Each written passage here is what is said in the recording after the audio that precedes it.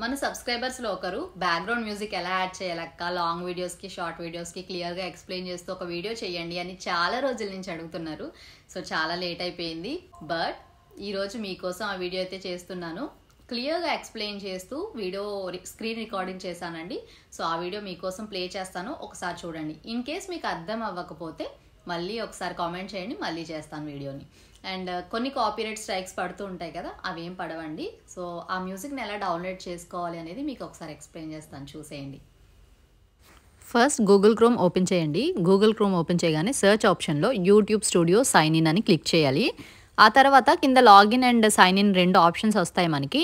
మీరు already login అయి ఉంటే లాగిన్ మీద క్లిక్ చేస్తే డైరెక్ట్గా ఓపెన్ అయిపోతుంది. సో నేను ఆల్రెడీ లాగిన్ అయి ఉన్నాను కాబట్టి ఓపెన్ అయింది.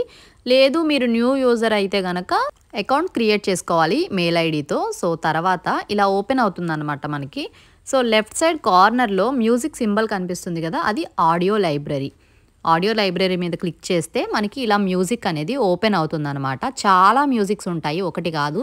సో అందులో మనకి క్లాసికల్, డ్రామాటిక్, ఫోక్ మ్యూజిక్ ఇలా చాలా రకాలు ఉంటాయి. సో మ్యూజిక్ అని ఉంది కదా, మ్యూజిక్ కింద మనకి 3 లైన్స్ లాగా కనపడుతున్నాయి కదా, దాని మీద క్లిక్ చేస్తే అవన్నీ ఆప్షన్స్ ఓపెన్ అవుతాయి అన్నమాట.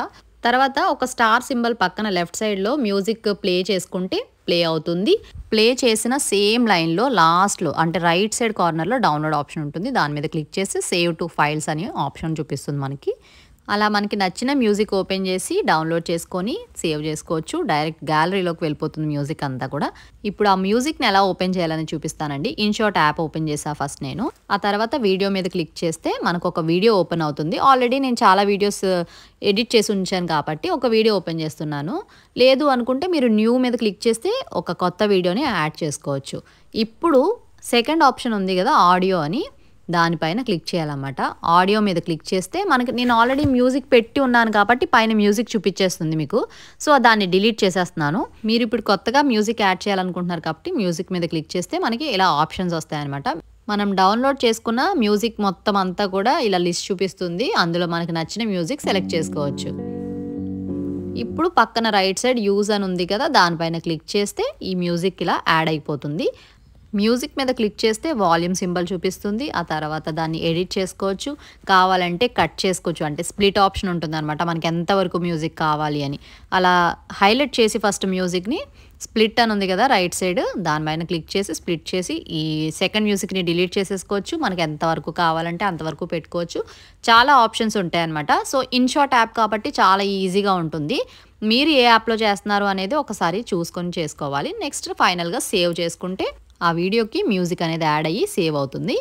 యూట్యూబ్లో మనం వీడియో అప్లోడ్ చేసిన తర్వాత వైటీ స్టూడియోలోకి వెళ్ళిన తర్వాత ఇక్కడ మనకి ఆప్షన్స్ చూపిస్తుంది. మనం పెట్టిన వీడియోకి విజిబిలిటీ, మోనిటైజేషన్, రెస్ట్రిక్షన్స్, క్వాలిటీ ఇవన్నీ చూపిస్తాయి కదా.